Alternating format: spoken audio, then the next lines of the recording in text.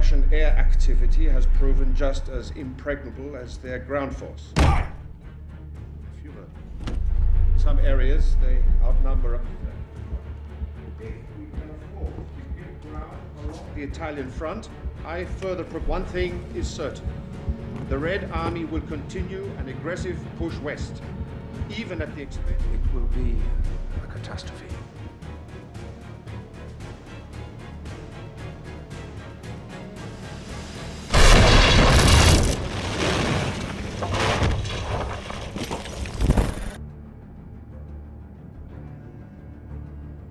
A deafening roar has just shaken the wolf's lair.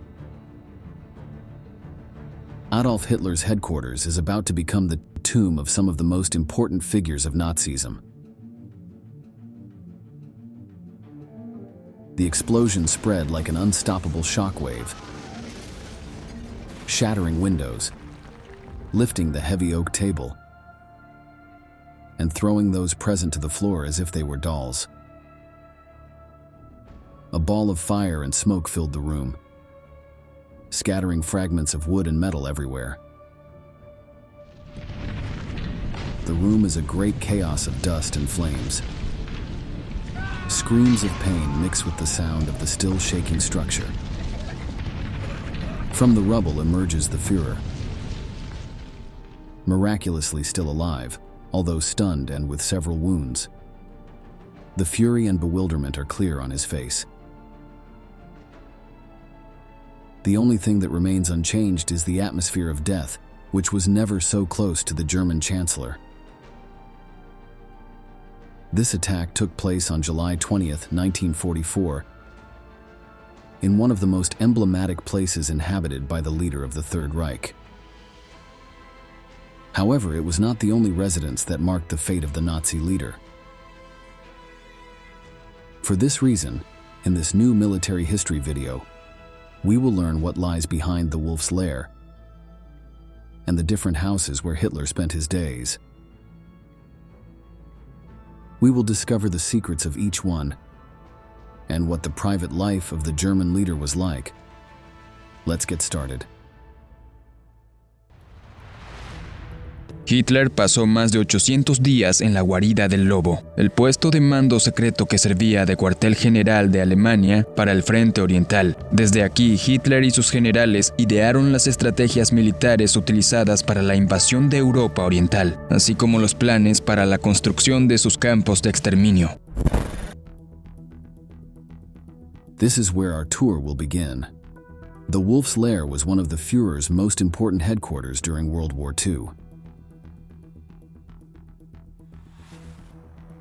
It was located in a densely forested region in East Prussia, particularly in the territory that now belongs to Poland.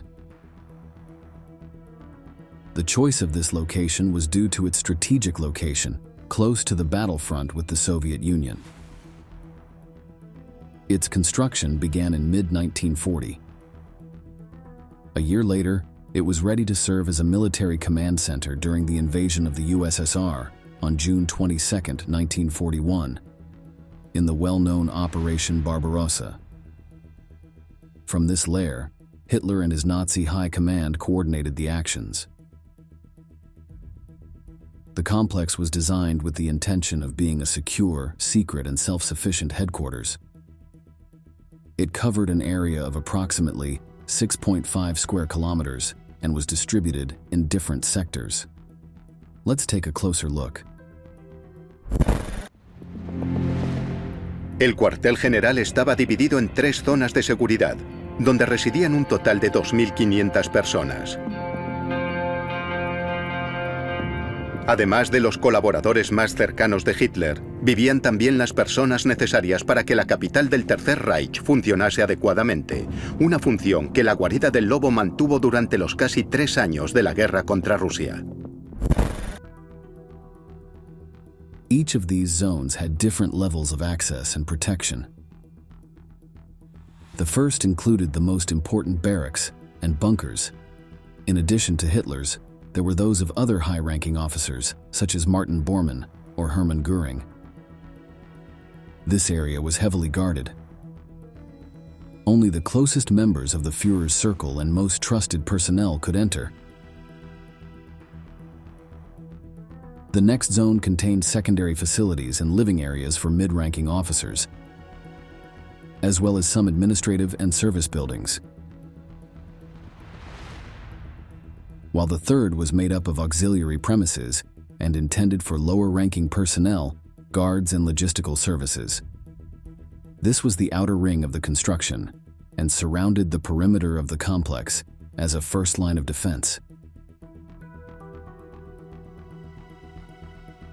To learn more details about the impressive structure, we can highlight that the Wolf's Lair had more than 80 buildings, including several bunkers made of reinforced concrete, wood, and brick.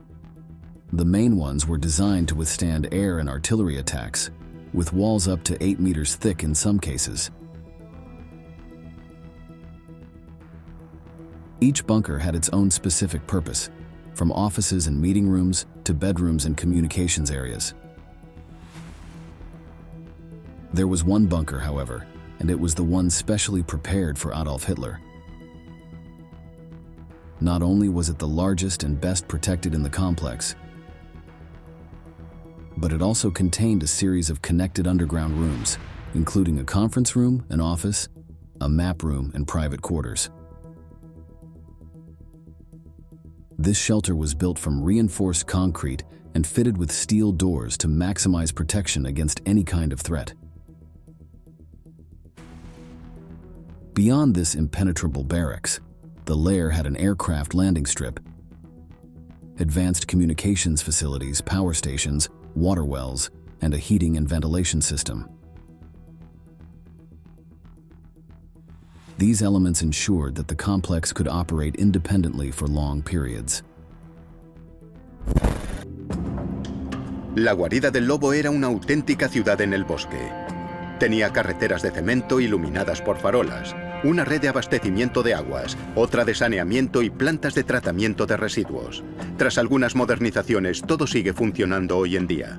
Aparte de lo necesario para sus quehaceres cotidianos, los residentes contaban con 2 salones de té, 2 casinos, una peluquería, una sauna e incluso un cine, donde se proyectaban las películas más recientes de producción contemporánea elegidas personalmente por Hitler. Without a doubt, and as you may have already imagined, one of the most important aspects of this Nazi headquarters was the security of the high command of the Third Reich. For that reason, it was not only about the design of the bunkers, but everything was designed to maintain the protection of the German command to the maximum, including a natural barrier against possible intruders. La ubicación final de la guarida del lobo estaba pensada para contribuir a la buena suerte de Hitler. El cuartel general estaba oculto en una zona de bosque denso, rodeado al norte por pantanos inaccesibles y al oeste por los lagos Moy y Siercha. This made it possible to narrow down where a potential threat could approach from. With this information, it was easier to plan a better defense in case of an attack. However, the strict security measures did not stop there.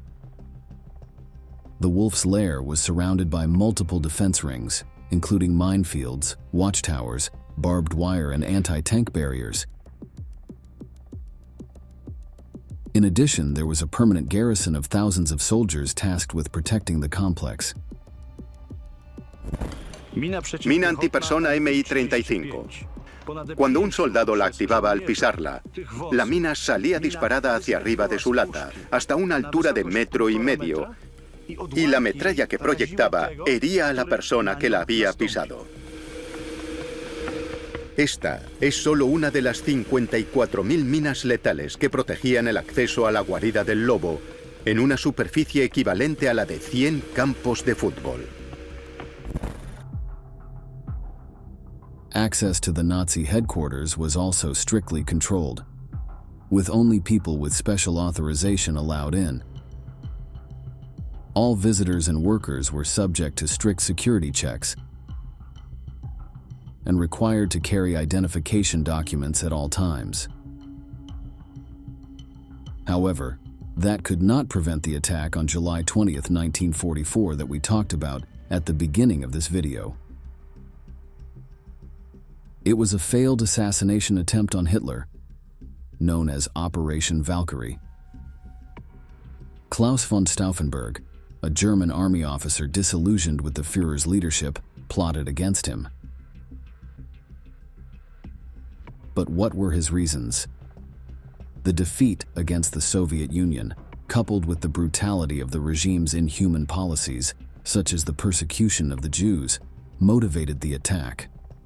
The soldier placed a bomb in the conference room of the Wolf's Lair and waited for the detonation to finish off the Nazi leader. But that did not happen. Although the bombing killed 4 people, Hitler survived with only minor injuries: burns, cuts, and perforated eardrums. The heavy oak table where the explosive was hidden, and the fact that someone moved the briefcase it was in behind a thick leg just before the explosion, helped cushion the impact. As a result, Klaus von Stauffenberg and several of his fellow conspirators were arrested that same night in Berlin by his superior, General Friedrich Fromm. He knew of their plans, and in order to avoid being implicated after the failed assassination attempt, was the one who finally ordered the execution of the detainees by firing squad. Moving forward, the last chapter of this place brings us to its end. As Soviet forces advanced westward in 1944, the Wolf's Lair lost its strategic relevance. Hitler abandoned the complex on November 20th of that year, and German troops began to evacuate and destroy the facilities to prevent them from falling into enemy hands.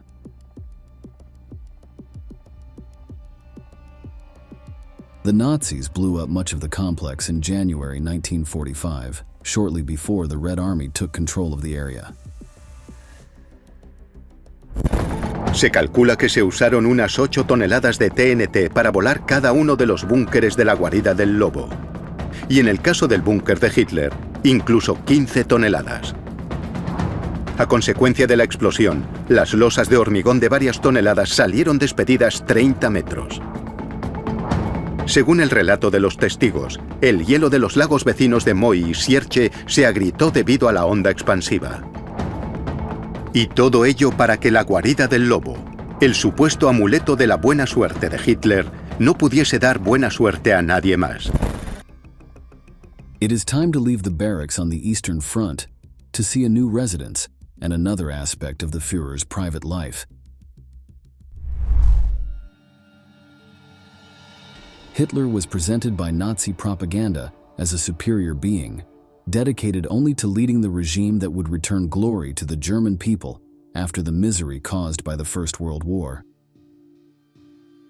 This image was built with such commitment that it was even reflected in his mountain house, where he spent vacations and leisure time, but it still conveyed the idea of a supreme commander who never rested. We are talking about Berghof, one of Adolf Hitler's best-known houses, located in the Bavarian Alps. This place not only reflected Hitler's personal tastes in design and aesthetics, but also served as a symbol of the power of the Third Reich.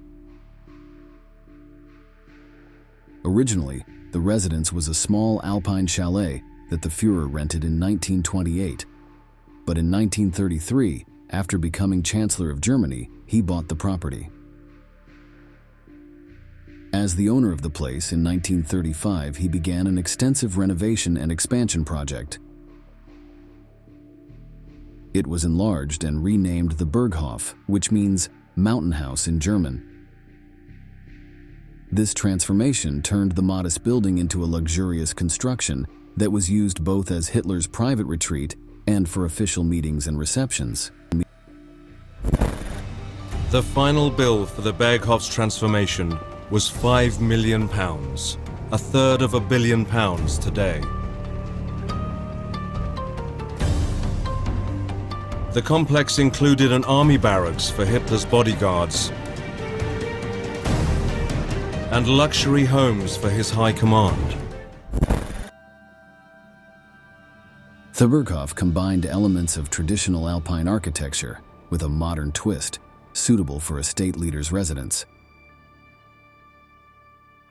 The exterior was built primarily of stone and wood, materials typical of the mountain style, with sloping roofs and wide eaves. This helped to blend the house into its surroundings and offered a sense of rusticity and warmth. After the remodeling, the house was converted into a large, multi-story residence. The main structure included a wide facade with a large wooden balcony that ran the length of the building, offering panoramic views of the Berchtesgaden Valley and the surrounding mountains. One of the most prominent elements of the Berghof's exterior design was a large panoramic window in the main living room. This measured approximately 8 meters wide and 4 meters high and could be automatically lowered towards the ground, opening the living room to views of the Alps and providing a feeling of being outdoors. This feature was a clear example of the influence of the modernist movement on the building's design.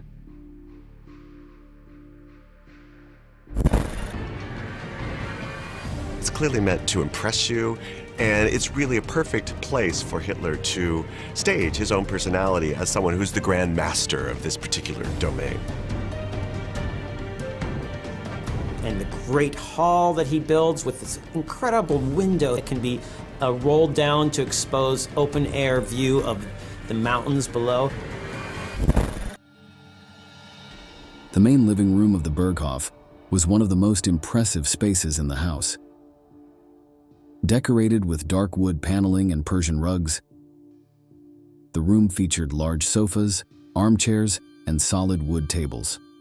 This space also housed the famous panoramic window and a marble fireplace that was often a focal point during meetings and receptions. The interior of the house reflected a mix of styles, combining elements of traditional Alpine architecture with more formal and luxurious decorations. The furniture was heavy and solid, typical of the taste of the time, and the walls were decorated with works of art, many of them stolen or purchased by Hitler during his rule. Oriental rugs and heavy curtains added to a sense of luxury and opulence. Furthermore, being an avid reader, the Führer had a well-stocked library. This room was furnished with dark wood bookshelves filled with books, many of them on art, history, and philosophy. All these aspects also served to convey an image of Hitler as a cultured man of good taste, a facet in which the interior decorator, Gerty Troost, played an important role. Gerty Troost is Hitler's most important cultural advisor. She really becomes Hitler's sort of right-hand woman, if you will. She is someone that is helping and enabling the spaces of the Berghof to come together. She works closely with Hitler as a style counselor, who is with him, leaning over tables, leafing through fabrics, talking in intimate detail about color schemes. She is the person responsible for his tableware, what kind of curtains you would have.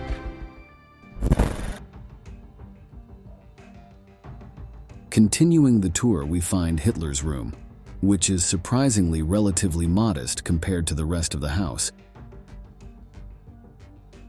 It was decorated with dark wood furniture and had a single bed. It also had a small living room and a private balcony that offered stunning views of the mountains.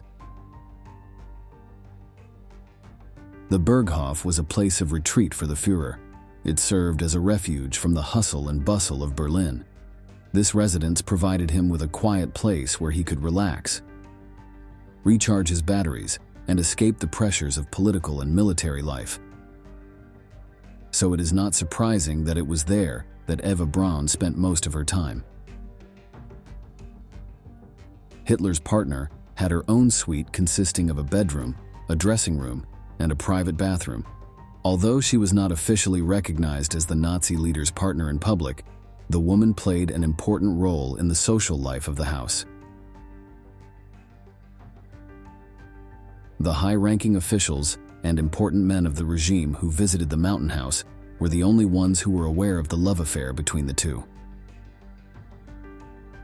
This was undoubtedly the place where the most important aspect of Hitler's personal life took place, and where his relationship with Eva Braun took place most openly, allowing him to disconnect from his obligations in the war. In 1945, the Berghof was bombed by Allied forces and subsequently ransacked by American soldiers and local residents. To prevent it from becoming a place of pilgrimage for followers of Nazism, it was finally demolished in 1952 by the Bavarian authorities.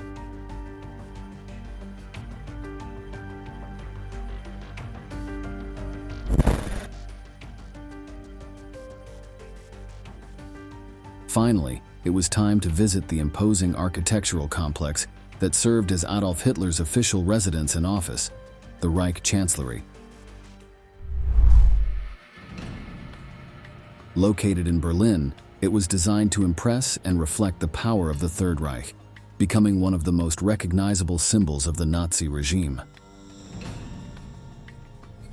In 1938, after considering the old structure to be inadequate for the needs of a regime that was to last 1,000 years,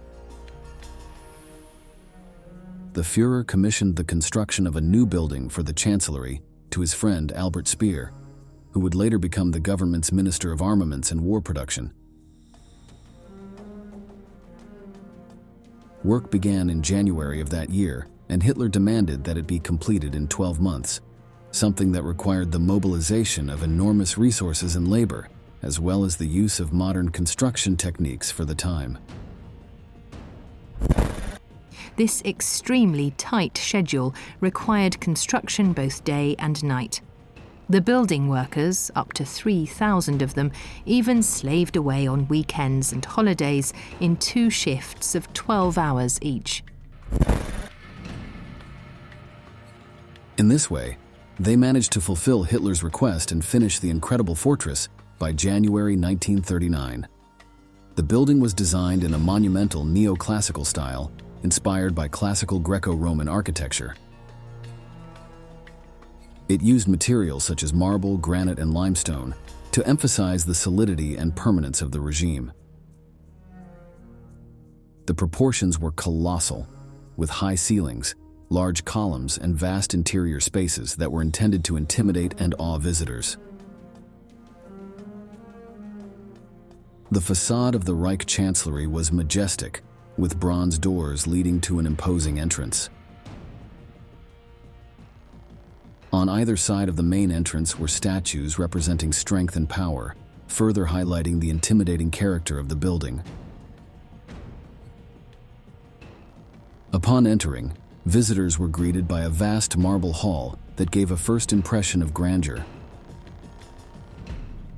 The shiny floor, walls covered in expensive materials, and high ceilings contributed to the feeling of opulence. Everything was designed so that anyone who walked the 145 meters to Hitler's office would understand that the great leader of the New World was there.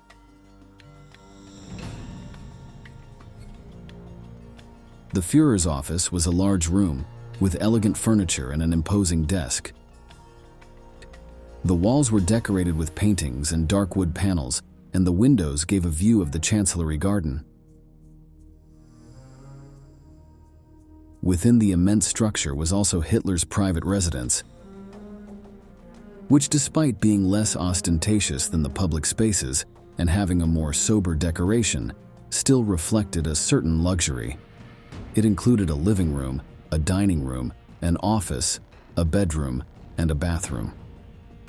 Finally, we find one of the most relevant spaces in the history of the Nazi leader, and it has to do with the Führer bunker. This was the name given to the underground shelter where the dictator spent his last days before taking his own life at the end of the war. Aquí, exactamente en este punto, 7 metros bajo tierra, habría sido el lugar en el que Hitler se suicidó. Y tuvieron que sacarlo al jardín. Aquí tenían el problema de que había muchos disparos, así que tenían que encontrar rápido un lugar para quemarlo. The bunker beneath the Chancellery had been specifically requested by Hitler and was completed in 1944. However, the Führer did not know that this was where his life would end on April 30th, 1945, a decision he made himself in the face of the advancing Red Army. He was aware that falling into Soviet hands would mean long-term torture as a consequence of his crimes. Without the Nazi leader, the Third Reich crumbled, and the Chancellery building that was once the heart of government followed suit.